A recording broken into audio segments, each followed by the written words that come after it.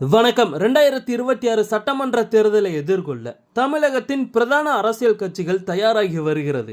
இந்த நிலையில் அதிமுகவுடன் விஜய் கூட்டணி வைக்கலாம் என்பது குறித்தான யூகங்கள் தற்போது பரவ தொடங்கியுள்ளன. ஆந்திராவில் சந்திரபாபு நாயுடு, பவன் கல்யாண் போல தமிழகத்தில் எடப்பாடி பழனிசாமி மற்றும் விஜய் கூட்டணி அமைக்க வாய்ப்பு இருப்பதாக கூறப்படுகிறது. நடிகராக இருந்து அரசியலில் குதித்திருக்கும் விஜய் 2026 சட்டமன்ற தேர்தலில் தான் போட்டி என முதல் மாநாட்டிலேயே அறிவித்திருந்தார். தற்போது மாவட்ட செயலாளர்கள் நியமனத்தில் பிஸியாக இருக்கும் அவர் அடுத்ததாக கட்சியின் முதல் பொதுக்குழு கூட்டத்தை நடத்த தயாராகி வருகிறார். இந்த நிலையில் அதிமுகவுடன் விஜய் கூட்டணி அமைக்கலாம் என பேசப்படுகிறது.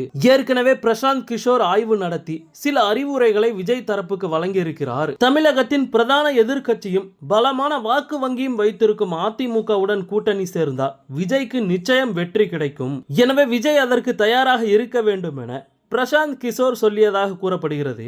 ஆனால் தமிழக வெற்றி கழகத்தின் தலைமையில் தான் கூட்டணி என விஜய் கூறியிருந்த நிலையில் அதிமுக தலைமையை ஏற்றுக்கொள்வாரா என்ற கேள்வி எழுந்திருக்கிறது. தமிழக வெற்றி கழகத்திற்கு 20% வாக்கு வங்கி இருக்கும் நிலையில் அதிமுக ஏறக்குறைய 30% வாக்குகளை வைத்திருக்கிறது. இரு கட்சிகளும் சேர்வதோடு பிற கூட்டணி கட்சிகளும் சேர்ந்தால் 50% மேல் வாக்கு வங்கியை பெற்று ஆட்சியை பிடிக்கலாம் என கூறப்படுகிறது.